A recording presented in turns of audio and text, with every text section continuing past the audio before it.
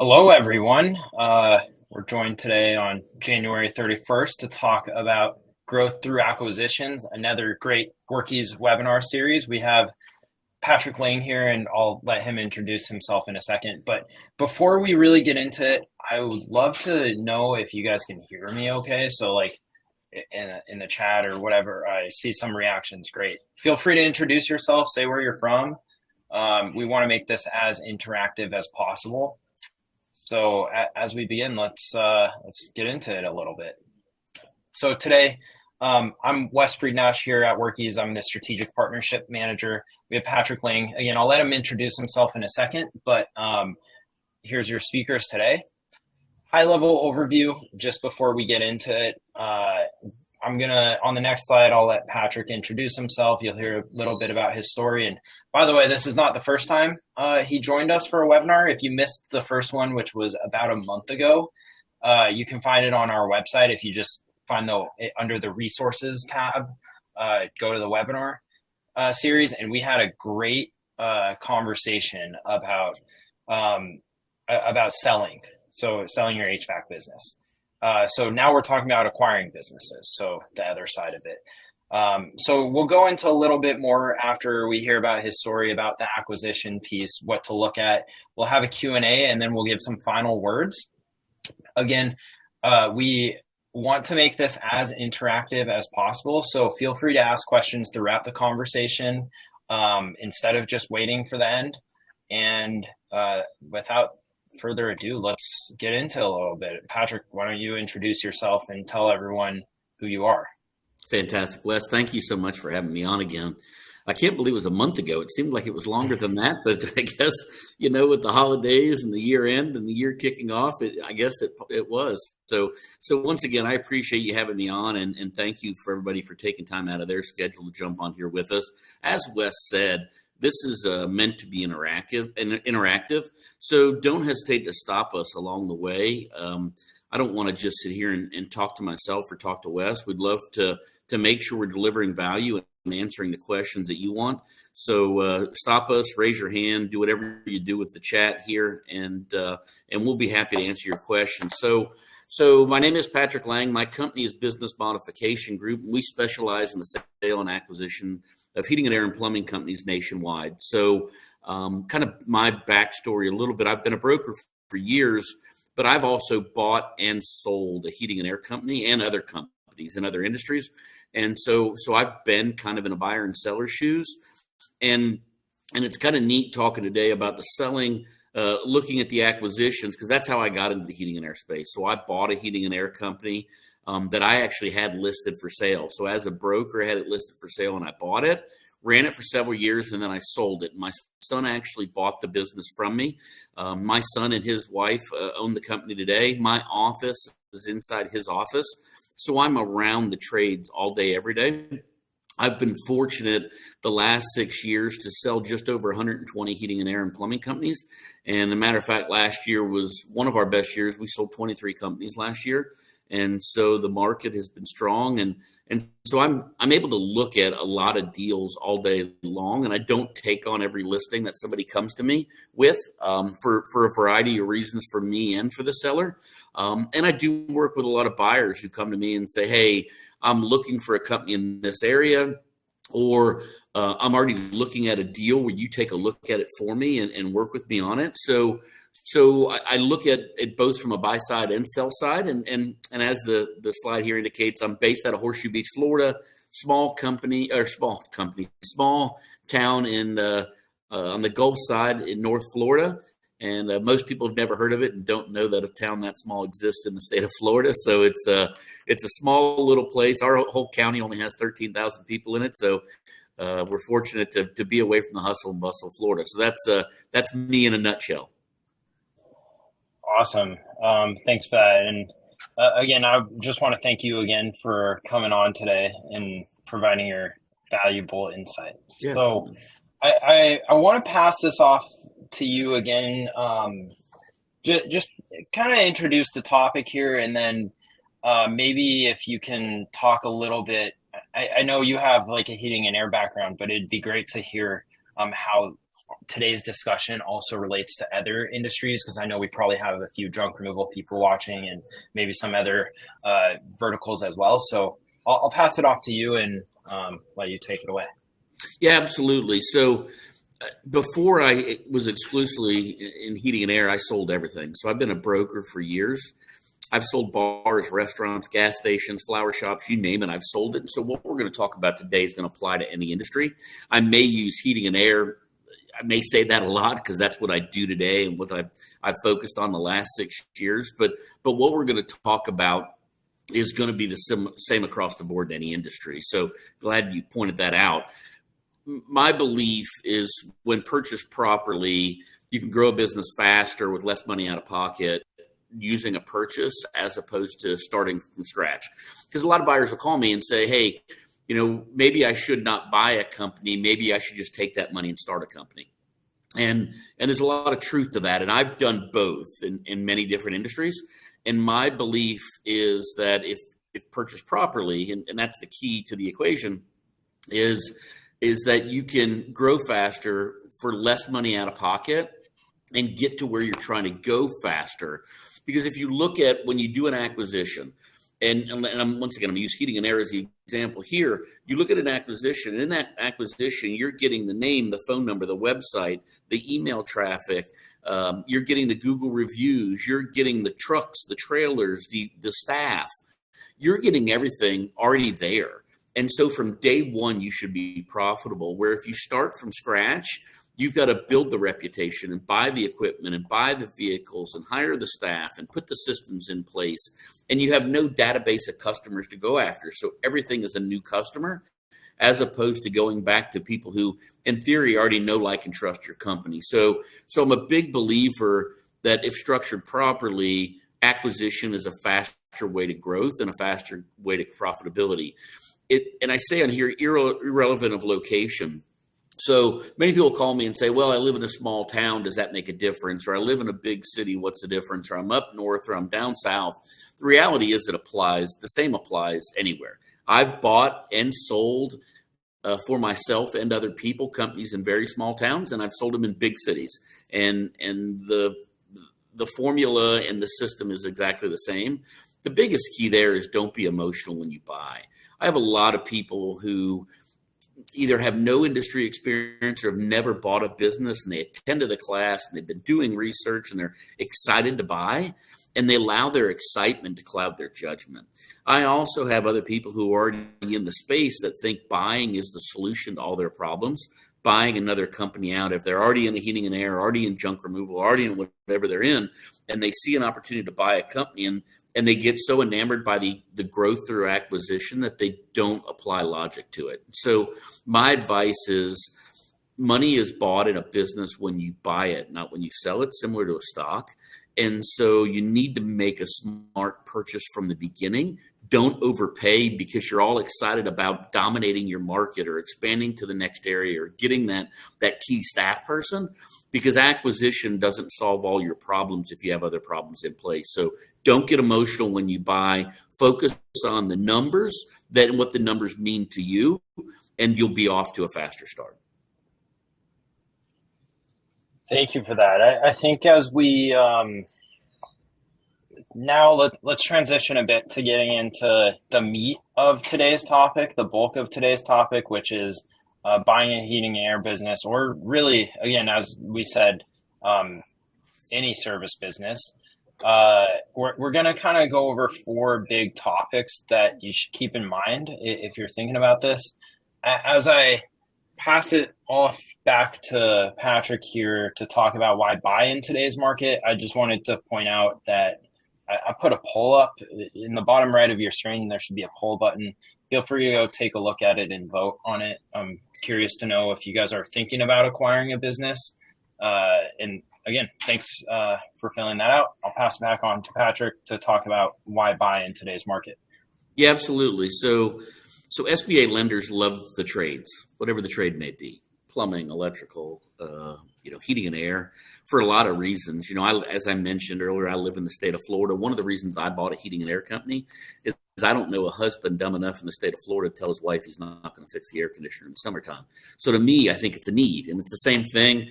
We've talked before, Wes. My wife's from Minnesota. I don't know a husband or wife foolish enough in the state of Minnesota in the wintertime that's going to say they're not going to fix the heater. So I think that it's considered a necessity by most people's standards throughout the country. And so as a result, SBA lenders really love the trades, and COVID even heightened that.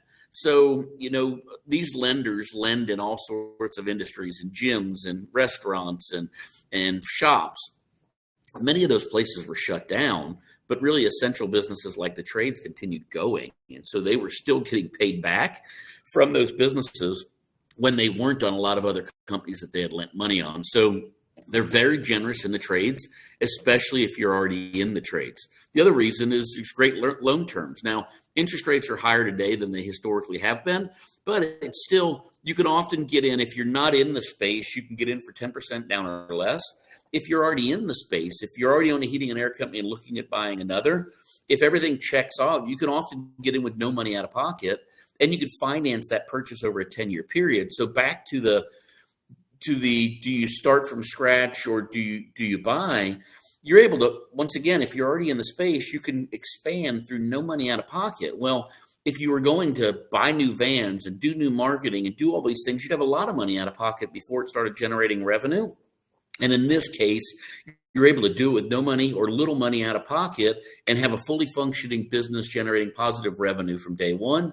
The other part is back to what's all included. If you were to buy a new van and put insurance on it, start social media and start marketing and start doing all those things, you'd have a lot of money out of pocket to start. In this case, you could have very little money out of pocket or no money out of pocket and have all those systems firing off, hopefully on all cylinders from day one. And I wanted to kind of ask a follow-up question back on the SBA lenders piece. You briefly mentioned that interest rates are a bit higher right now, but I think one of my questions would be like, what does this have on the long-term impact on the business? Yeah, a couple of things. So one, obviously, if you have a higher interest rate over time, it's going to cost you more money for your purchase. So that would be the first thing you need to take into account. Second part of that, which is better from the buy side, is it's putting some pricing pressure on businesses. So if you buy a business through SBA, they're going to make sure that it cash flows. Well, now with increased interest rates, a buyer or a seller may not be able to ask for as much money on that business because it wouldn't cash flow. SBA lenders are going to get an appraisal done on the business, and it's going to need to appraise at that value that you're purchasing for, similar to a house, and it needs the cash flow to not only pay back the loan, but to pay you if you need wages coming out of it. So having an increased interest rate, once again, just like anything else, if you have a higher interest rate, you're going to pay more money for borrowing that money over time. So that's the long-term negative. The long-term positive could be you could potentially buy a company for less than you could have 2 or 3 or 4 years ago, because now with these interest rates, if it doesn't cash flow, the deal won't be done. And brokers like myself are pricing businesses accordingly so that they can make sure that they can cash flow. I hate to go in the weeds too much, but in the SBA lending industry, there's something called a debt service coverage ratio. And so they have a model that the business has to generate enough money to cover that interest rate and those payments within a certain percentage. So they have a model that they plug it into, just like when you go to apply for a mortgage for your house, they apply a model of how much house you can afford. Same thing they do with a business. And the beauty of SBA lending is the bulk of the weight falls on the business, not necessarily the borrower. So when you go to apply for a loan and buy a business, they're going to ask all these questions about the business and the business tax returns and what's going on in the business. They're going to ask some about you, certainly, because you're going to be the person signing for the loan. But a lot of the upfront pushing comes directly from the business, verifying that the business can make the payments that they're willing to lend you money on. Does that answer your question, Wes? Yeah, definitely. And we also had a great question from John Brewer in the chat. He says, with loan terms up to 10 years, do they also offer extended terms? So, so yes and no. It's kind of a complex question to answer. So if you're just buying the business, it's 10 years. Now, there's typically no prepayment penalty, so you could pay it off in less. But typically, the longest length on an SBA 7A loan like this, like we're talking about, is going to be 10 years. Now, if real estate is included, oftentimes they'll extend that term for 20 years. So if you're buying the business and the property, if certain parameters are met, then potentially they'll extend the life of the entire loan for 20. So yes and no. If it's just the business, the answer is no. 10 years is going to be the longest they do. If you're buying the business and property, which often makes sense, if you could extend that loan, if the property doesn't add too much to the loan, if you can extend that loan for another 10 years, you could drastically reduce your monthly payment, and you could have real estate included with it. So great question. Yeah, thanks for that question, John. All right, so let's move on to the second topic here, which is what size company you should buy. So I definitely think this is a great discussion point, because when you're making a decision, this is one of the biggest decisions you have to make. So Patrick, I'll turn it back to you to talk about this. Yeah, absolutely. So a lot of people, when they call me, I'll ask them if they're a buyer calling me, whether they're requesting information on one of my listings or they just want to talk about buying in general. One of the things I ask is, how big does it need to be? What's making you determine what size company? Some buyers say, well, this is what I can afford. Others say this is the income I needed to generate. Others say, I want to buy a big one because all the people and staff and systems and everything are in place on a bigger company that wouldn't be on a smaller. My advice, specifically for somebody who's already in the business looking to grow, not get it started in the business, but growing through acquisition, is don't go too big. I see a lot of people who are running a company doing $1 million or $2 million in sales, and they're looking to buy these $5 and $10 million companies. I'm often against that. Now, obviously, I'm not going to stop you from buying what you want to buy, but I think it takes a different person to run a $2 million business than it does a $10 million business. And many times that person running the $2 million business doesn't have the skill set or the ability yet to be able to run that $10 million company. And so they're getting in over their head, and they think that buying a bigger business is just going to fix all their problems. Well, oftentimes the reason they're stuck at $1 million or $2 million in sales is because of them. Is because they don't have the skill set in place yet to grow that company past that. And buying that often doesn't provide that training and that skill set. Second part of that is when you buy a company bigger than yours, I'm a big believer in culture and company, and I'm a big believer in relationships and culture and what you build in your company and the service you deliver. Well, oftentimes you buy a company that's double the size of yours, you're going to end up taking on their culture. So you could have spent all these years building up this culture within your people, and now you go bring in double the amount of employees that you had, and that culture that they had there often will override the culture you've been building. So it could do damage. The other part of that is with buying a bigger company, people think, well, all these employees are in place. Well, the reality is, if you buy a bigger company that has a bad culture, or has a few bad apples in there, and they leave, you could lose 5 or 10 people instantly. Well, if you buy a company with 3 techs and 1 or 2 quit, you can find 1 or 2 techs if you had to. It may not be perfect, but you can find butts to put in trucks, as I like to say, that you could find somebody to do the work. If you lose 10 people, and now you've got $1 million, $2 million, $3 million loan over your head, it could create a disaster in your life, both financially and personally. So I don't think that buying bigger is always the answer there. And then the final thing is, many of these smaller companies offer a lot of low-hanging fruit. Many of these smaller companies don't have a CRM system like Workies in place, or they don't have systems in place, or they don't offer maintenance agreements, or they don't have sales systems, or they don't do good at indoor air quality. Or they don't have good tech training, and they don't have a good brand. So there's all these little things that you could come in and turn a switch as a business owner who already knows what they're doing, and take that company from $1 million in sales to $3 million in sales relatively quickly, just by doing a better job. Now, I'm not saying there's anything wrong with a smaller company. I'm just saying they may not offer the system and sophistication that a bigger company can. And if you're able to buy that smaller company, often my experience has been you can take a company from 1 million to 3 million way faster. You can take a company from 10 million to 20 million because of all the people and system and processes. And on those smaller companies, typically when you hire people, it's automatically generating revenue. On a bigger company, you end up hiring people who don't generate revenue on a day-to-day basis. They're people managing people, and they add to overhead, not bottom line revenue. With a smaller company, when you add staff, they're typically a technician or an installer or a salesperson or comfort advisor. All of those people are going to pay for themselves immediately when you put them in the system. And then the final thing, and I'll slow down and let you ask any questions you may have here, Wes, but the final thing here is private equity typically is not buying up a lot of smaller companies.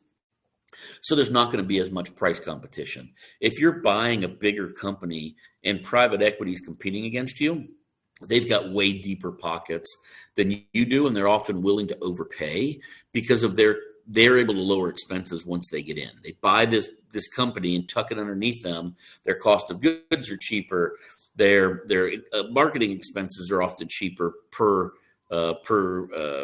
acquisition because they're doing so much of it. Their vehicle expenses, their insurance, all those things are typically cheaper, and they're able to lower expenses. So they're able to overpay where you may not be in a position to overpay them. So I'll pause there, Wes, and see if you have any questions or if there was any questions potentially that came to the chat that we could answer. Yeah, there were actually a few questions that came in. John asked a question, and Nico, I hope I said that correctly. Nico asked a question to add on to John's question, so I'll do my best to summarize this. Okay, so for someone with nearly oh, nice, I did say it correctly. Thank you.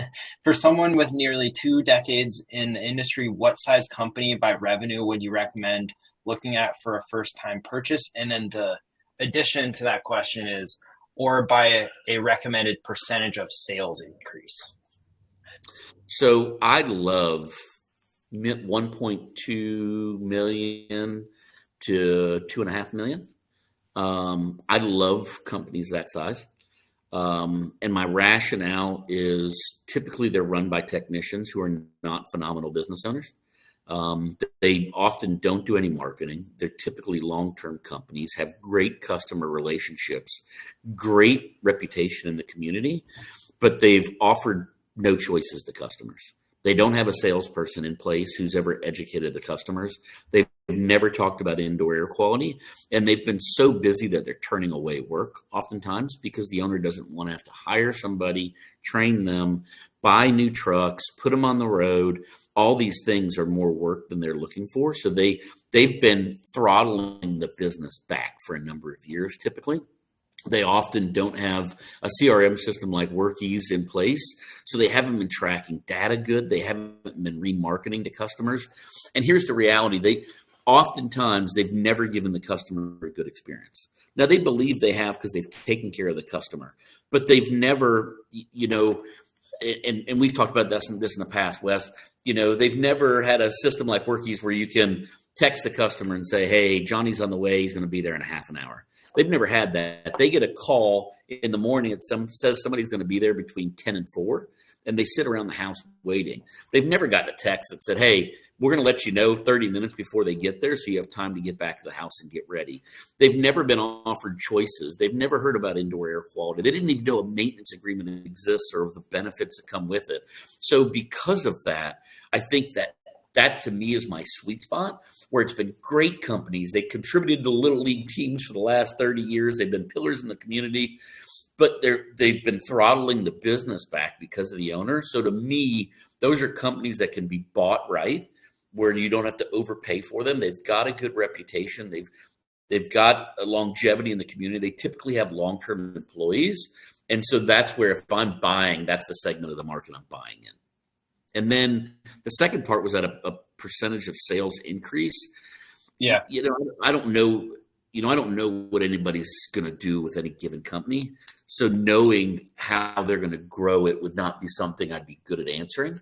I just know a company in that 1.5 to $2 million sales range. There's typically a lot of dry powder in the customer base. Okay. And we just had a another question come in, and then we'll move on to the next slide, which I think is also a pretty relevant topic.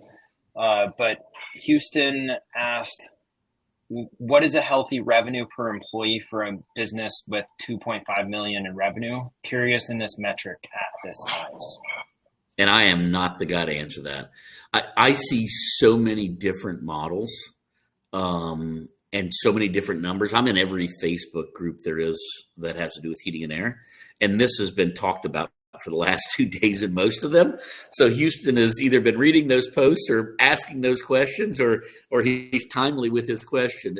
I see that a lot, and I don't really know, because everybody does it different. Do they have a tech turnover model, or does a tech sell?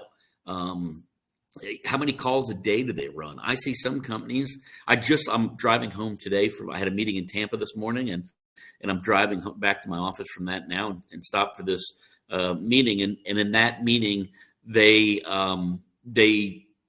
do the buyer. Sorry, easy for me to say there. The buyer owns several companies, and they only allow their techs to run 4 calls a day, because they want them to spend on average 1.5 hours to 2 hours with each customer. The selling company, their techs run 7 to 8 calls a day.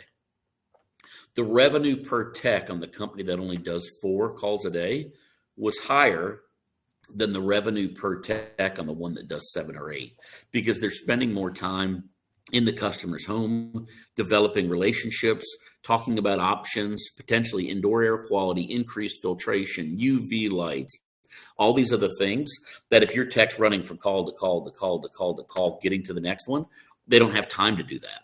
So which model's right? I'm not here to tell you how to run a business. I'd lean towards more calls. You probably leave more money on the table with that, but that may be your model. You may be okay with that. And so I really, it's a long drawn out way for me to say I can't really answer the question with any honesty.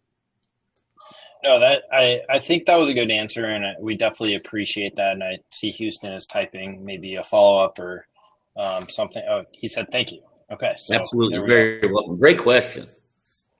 All right, so the next topic here it's a big topic. What do you look for in these acquisitions? I'm sure this conversation will have some great follow-up questions on my side or the chat side, but just in general, what do you look for? And can you talk about this for a little bit? Yeah, absolutely. So I'm consistent if I'm buying. So I'm going to put myself in a buyer's shoes. I'm looking for something that's focused on repair and replacement business, and not too much replacement. A lot of these companies that are marketing machines that everybody gets a new unit, everybody gets a new air conditioner, and nobody gets repaired. You'll want to look at percentage of revenue that's generated from repair versus replacement. Because if it's all replacement revenue and there's no repair, if there's nothing left to repair and nobody left to sell anything to, that's not something I'd want to buy. Something with limited construction exposure. So general contractors typically are not loyal. And if they are, the loyalty leaves as soon as the seller leaves.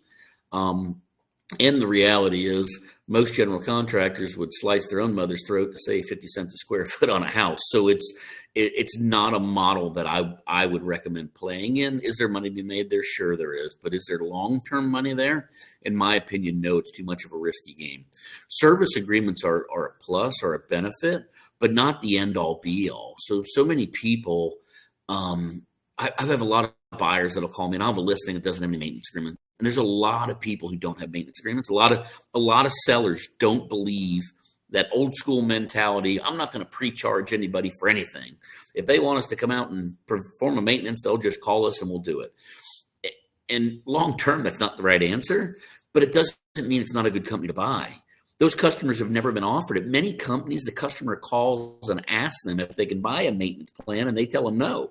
Just call us when you're ready and we'll come out and service it, kind of thing. So maintenance agreements are a plus because some of the customers have been educated on it, but don't let that be the reason you walk away from a deal, because you could be walking away from a great company where the seller just doesn't believe in charging people. Or a lot of sellers, I'll ask them, how many maintenance agreements do you have? Well, none. I'm not going to go run a $150 maintenance when I could be running a $500 service call. So they believe they're losing money by doing it. they're very wrong. And I can go through. We could have another webinar on why I believe that, but that's not what we're here for today.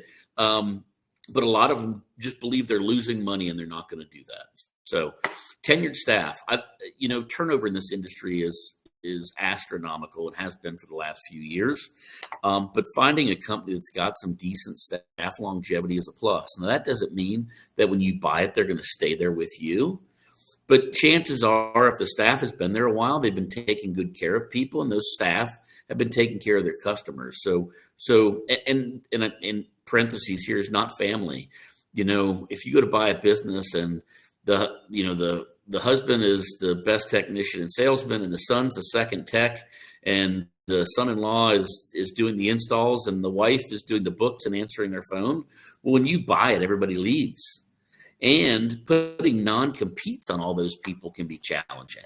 So if they leave and they go across the street, if you buy Jim's, heating and air company, and they quit and you don't have good non-competes, and Jim Jr. opens up across the street, Jim Jr.'s heating and air company, chances are you're going to lose a lot of those customers. And so I'm always apprehensive about staff that's all family.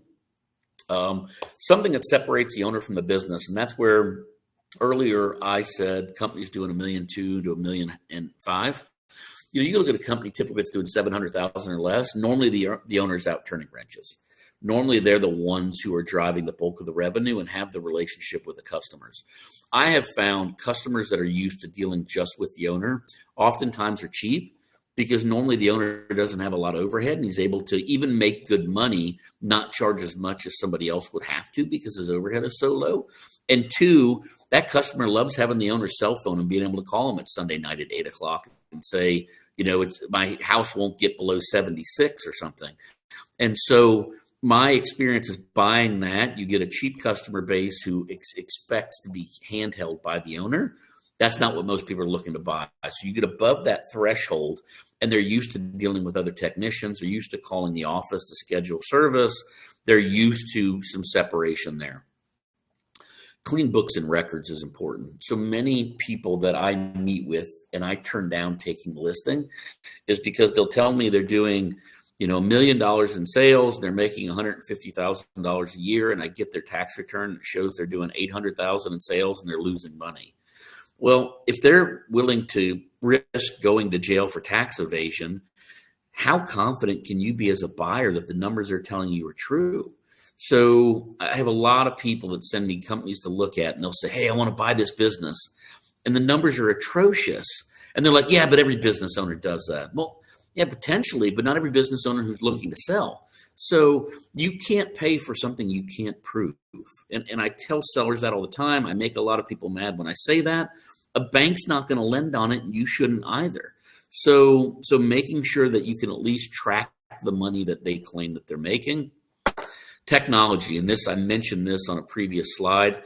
I'd like technology in place, like a CRM, QuickBooks, that type of stuff, so you can have access to previous customer data. It's not always going to be the case, and it's not going to be the sole reason I'm going to walk away from a deal if I'm a buyer.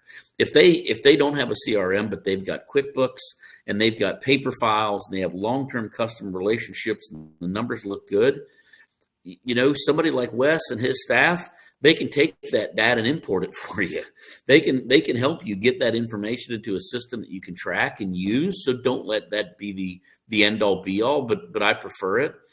And then the final thing is don't ever buy the cheapest company in town. You don't ever want to buy the low price leader, because if they're busy because they're cheap, the minute you raise the prices, those customers are going to go find somebody else who do the work cheap.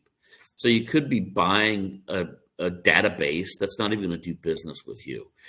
So they don't need to be the most expensive in town, but you definitely don't want to buy the cheapest or the company that their big marketing slogan is, we're the cheapest company in town, because that's the only reason the customer's there. And when you try to increase the value of that customer to the business, they're often going to leave. So I know that's a mouthful. That's a lot of things to look for, but that's kind of it in the summary. Any thoughts or questions on that, Wes? Yeah, we actually had a few questions come in. So one of them is going to be from John about the valuation.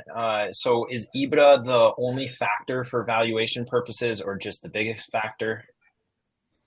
So, and just for the record, I didn't pay John to be here. John's asked great questions, but he wasn't planted by me, I promise. I don't use EBITDA. Private equity, you didn't even hear of EBITDA until a few years ago, and it was private equity coming into the place talking about EBITDA.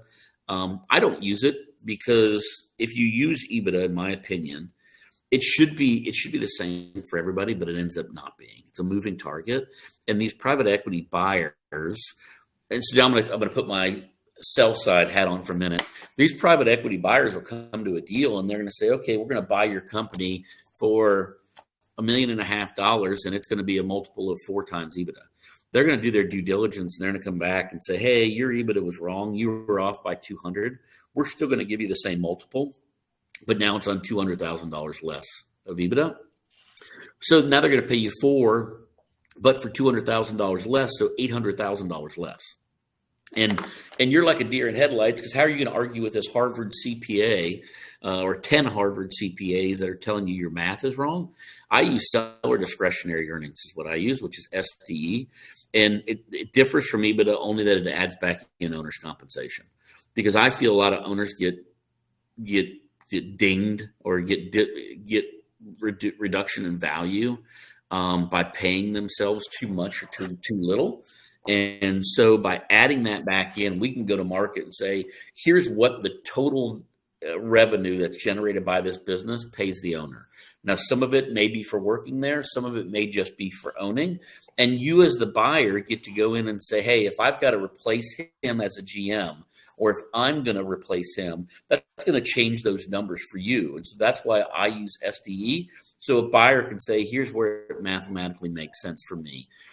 SDE or EBITDA is going to be the biggest driving factors from value, but also gross sales is going to have an impact on that as well. So, a buyer looking at buying your business is going to look at what can they improve upon. And if it's a big private equity buyer looking to buy the business, they're going to look at it and say, how big of a swing is in here? Based on these sales, if I can reduce these expenses, what does it generate for me down the road? And so it gives them kind of a what if that it'll often help on valuation. So typically it's going to be a combination of SDE, business mix, commercial, residential, maintenance agreements, construction exposure, and then gross sales mixed in with that.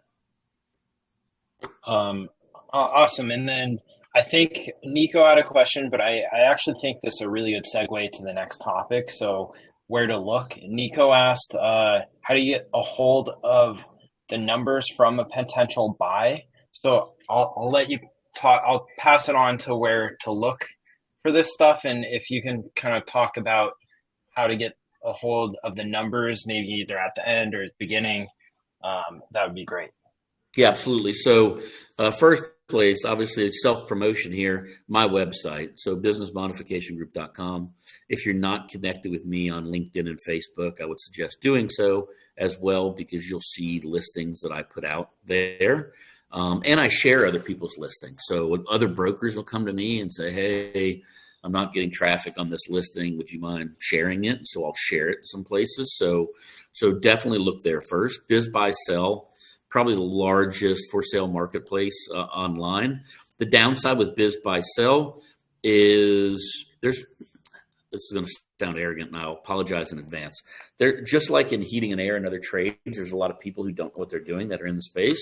In the brokerage world, it's no different. So there's a lot of brokers who will take on a listing. They'll meet with a seller, and the business should sell for $1 million. The seller will say, I want $5 million for it, and they'll price it and stick it on the line for $5 million. So when you go to Biz Buy Sell, you've got to kind of sift and sort through a lot of deals to find one that's a good deal that makes sense. But it's a great place to see a lot of deal volume. One of the best places and one of the most overlooked places, in my opinion, are supply houses. You think of the guy or girl sitting at the supply counter, that's like the neighborhood barbershop. And every single person comes in there and talks to them and complains about something. They can't find good staff, or they're sick of dealing with customers, or price increases, they're ready to get out of the business. That's an incredible gold mine of knowledge that talking to your suppliers or TMs that you can say, hey, I'm looking to buy a company doing around $1 million in sales or 500,000 in sales or 2 million in sales. You know anybody who's willing to sell or anybody talking about selling. They are great, great, great connectors. And I'm talking about all your suppliers. If you use JB Warranties, talking to them. If you're using Workies, talking to your contact at Workies. All these people are talking to people in your business all day, every day. And many people just love to vent and they have nobody to vent to. So they vent to the guy or girl behind the counter. Great place to do it. Often overlooked. The other one is your employees. You know, I have found the heating and air specifically, and other trades are the same way. The community is small. So it seems like this big, far-reaching, but everybody kind of knows everybody. And so talking to your employees have friends that work some other places, and you'd be shocked at how many know somebody else who's considering selling their business or trying to sell their business that nobody else knows out. And then the final thing it's a combination of all those things. Get the word out. Tell people you're wanting to buy a company, that you're thinking of buying a company. Do you know anybody wanting to sell? And you tell all those people on the list above that, and they'll start bringing you deals. And what I have found, I've told some people who were getting into the space this exact thing. They started doing it. Now people are calling them, bringing them deals all the time that are sellers. Hey, I heard you're buying companies. Would you want to take a look at mine? Happens all the time. So by doing those things, through me and Biz Buy Sell, you'll see deals that are already on the market that hopefully have been vetted properly. The other ones, you may have to do some vetting, but it's just getting the word out and people will come to you. Awesome. That is great. We had a few questions come in. I think that it is good to transition because we only have a few minutes left to the Q&A part. Sure. So I'm going to try to find a few of these questions. So Terry Zarling, I hope I said your last name correctly, asked, does maintenance agreement customers who pay monthly by subscription add value over non-subscription customers? Absolutely. Yes, they do. So with the space, it's not necessarily for every maintenance agreement you make X amount more. I mean, there used to be years ago, before I was selling heating and air companies specifically, I've seen models where they pay X amount of dollars per maintenance agreement. I don't see that anymore. But the reality is people who have maintenance agreements, people who have monthly maintenance agreements, have better longevity of their customers, their employees, and better reputation online, and often have a higher net income. And I know, and I think Terry also uses monitoring systems, and those add additional value. So if you've got a monitoring system on your customer's unit, that's monitoring it for you and gives you increased penetration in the customer and increased relationship, absolutely it adds value. Awesome. Okay, so Houston asked a great question, and this is probably going to be the last question. So from a buyer point of view, any advice on key questions to ask during the diligence to determine, number one, amount of owner involvement, and number two, tech turnover reasoning? Yeah, the tech turnover one is we always ask for a current, when I go to market, I ask for an employee list. And then we have a conversation about what the turnover has been like. And we list employee tenure on all our listings. So somebody can look at it and see how long somebody's been there. That's a good indication looking at a listing like that. Just asking, sometimes the reality is tech turnover is because the owner's a jerk. I mean, I've sold companies for people that I'd never worked for. And the buyer's worried about employees leaving. Well, to the buyers, it was a celebration when the owner left. They were happy that he was gone, and they had somebody who treated him fairly. So that's part of it. What was the first part of the question? I'm sorry. So from a buyer's point of view, any advice on key questions to ask during the diligence? During diligence. Yeah. So there's a lot, I mean, I like it just having conversations. Tell me about the business. What's your normal day? What did you do yesterday? Gives a good indication. I ask a lot of owners, do you still turn wrenches? Oh, I hardly ever go in the field. Okay, great. And then we're sitting down and say, what'd you do yesterday? Well, yesterday I helped in an install, and then I went and bid on this. Oh, okay. What did you do on Tuesday? Well, on Tuesday I went to Mrs. Smith. Heck, they were in the field the whole time. They just to them, because they didn't have a set schedule where they ran calls like everybody else does. They didn't think they were in the field at all. So asking them to, what's your day? And then a great question is kind of tell me the structure of a customer calls the office, who answers the phone, and what happens. And you find out how it all gets worked through the system and who does what and how much of what somebody does. And it helps identify a lot of opportunities. Great. All right. So I think we're pretty much at about time. So I want to give you an opportunity to talk about how they can reach out, how people can reach out to you, and whether they're buying, selling, just looking for resources. So I'll let you talk about that for a second. Absolutely. My favorite part, the self-promotion. So, yeah, as I mentioned earlier, connect with me on LinkedIn, connect with me on Facebook. If you haven't done so, I've got a YouTube channel. I probably have 70 or so videos on buying and selling in the heating and air space. Subscribe to the YouTube channel. There's my email address. Obviously, my website is businessmodificationgroup.com. My email address is there, patrick@businessmodificationgroup.com, and that's my cell phone number. Call me, email me, text me. Anything I can do to help out. I mean this 100%. I'm happy to help any way I can.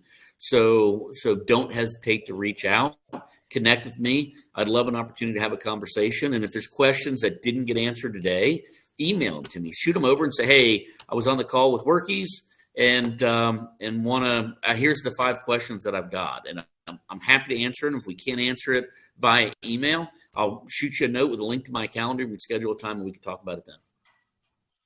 Awesome. Well, first of all, thank you, Patrick, for your time today.